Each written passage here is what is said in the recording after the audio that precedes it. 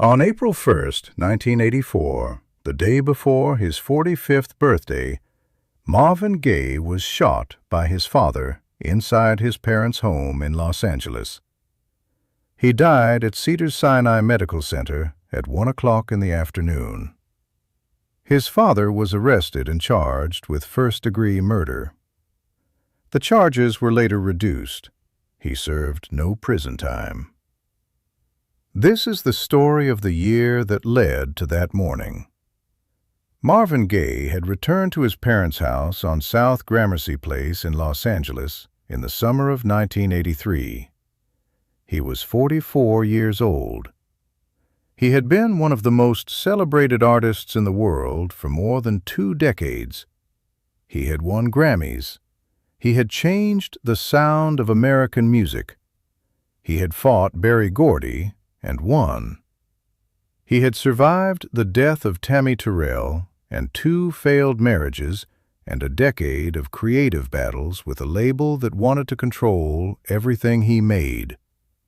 He had survived all of it. But the year 1983 had broken something he could not identify or fix. He had been living in Belgium, recording what would become his final studio album. Midnight Love had been a commercial success. Sexual Healing had given him his biggest hit in years, a Grammy Award, a moment of visible return that seemed to suggest the worst was behind him. But behind the public recovery, something different was happening. His drug use had deepened into something he could no longer manage or conceal from himself. He was using cocaine heavily.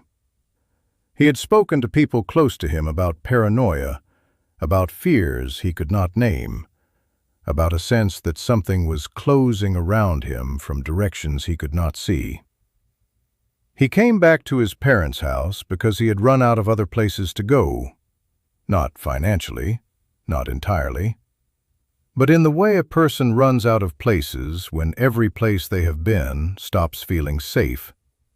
His parents' house was the original place. Whatever it had been to him, it was the beginning. And Marvin Gaye Sr. was there. The relationship between Marvin Gaye and his father was one of the most documented and least understood dynamics in American music. It had been complicated from the beginning. Marvin Gaye Sr. was a minister of a strict denomination, the House of God, and had raised his children in a household defined by religious authority and discipline. He had specific beliefs about how a home should operate, about the behavior of men and women, about what was permissible and what was not. He was also, by accounts from people who knew the family across many years, a man whose authority expressed itself in ways that crossed into cruelty.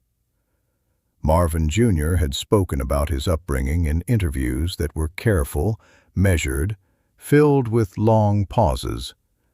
He had described fear as a constant presence in the house. He had never spoken his father's name in public without a weight behind it that the interviewers always noticed and rarely knew how to address. He had, despite all of it, or perhaps because of it, built his entire artistic identity around love, around tenderness, around the idea that the most human thing a person could do was allow themselves to feel something completely and without protection. Some people believe that a man denied softness in childhood will either close himself to it or spend his life in pursuit of it. Marvin Gaye had spent his life in the pursuit, and the distance between what he was looking for and where he had come from had never quite closed. The months between the summer of 1983 and the spring of 1984 were, by all available accounts, increasingly difficult inside that house. Marvin's mental state was deteriorating. His drug use was constant. He was sleeping at strange hours. He had stopped doing the things that had always given his days shape. The music, the movement, the rehearsal, the studio. The guitar sat unplayed in the corner of his room. The notebooks stayed closed. His mother, Alberta, moved through the house, trying to hold things steady in the way she had always held things steady, quietly, without confrontation, with the particular patience of a woman who had learned to survive a difficult household by not making anything worse. She had been doing this for decades. She was still doing it now. His brother Frankie visited when he could. He watched what was happening to Marvin and felt the specific helplessness that comes from watching someone you love disappear into something you cannot name and cannot stop. He would speak about those months, years later, with a heaviness that made clear he had never fully left them. On the evening of March 31st, 1984, an argument between Marvin and his father began over a piece of correspondence, a letter concerning family business. The precise content of that letter has never been fully disclosed.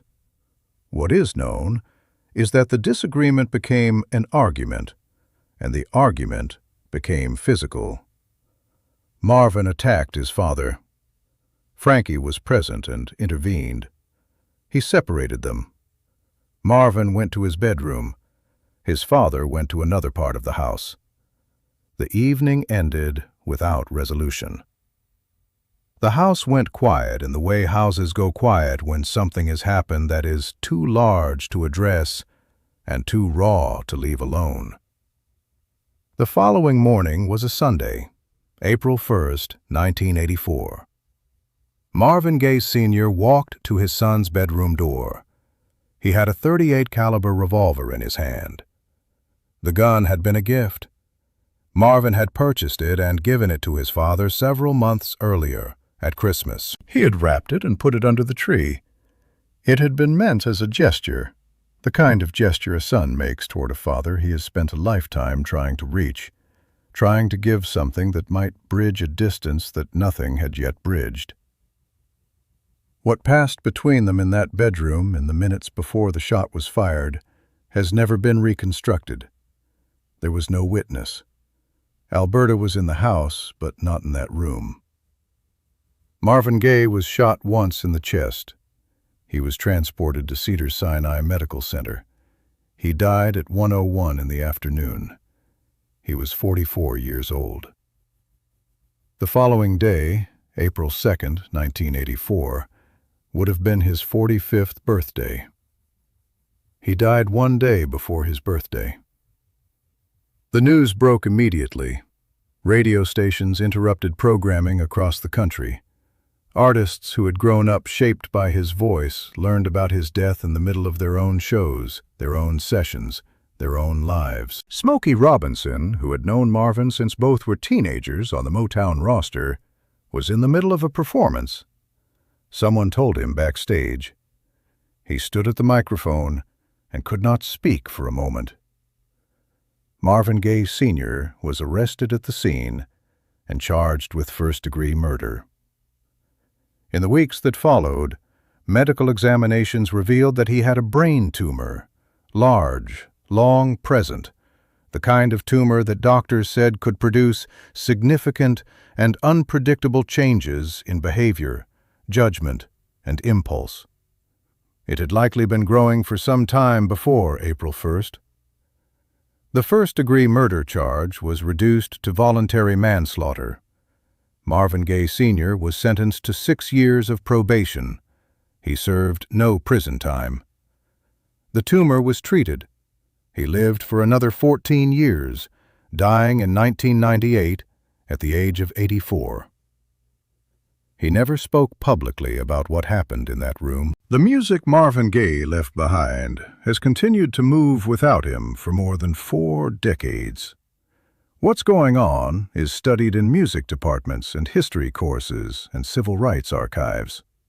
Sexual healing still plays in the rooms where people are trying to find their way back to each other. I Heard It Through the Grapevine is still in films, in television, in the places where a scene needs to carry more than its images can hold alone. What he intended to make next, what would have come after Midnight Love, if the year in that house had gone differently, is one of the permanent, unknowable losses of American music.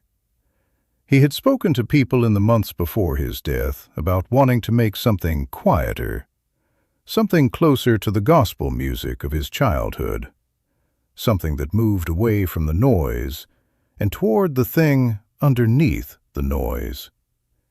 He had ideas he had not yet written down. He was 44 years old. He believed he had time. Marvin Gaye's life was a sustained attempt to close the distance between where he had come from and what he believed was possible for a human being to feel and express. He was a man of extraordinary tenderness who grew up in a house that did not reward tenderness. He spent his career translating that contradiction into music that reached people who had contradictions of their own. The translation was never finished. Subscribe to Untold Soul Legends. Every week we go behind the music, into the moments the history books almost missed. Hit the bell so you never miss a story, and share this with someone who loves soul music.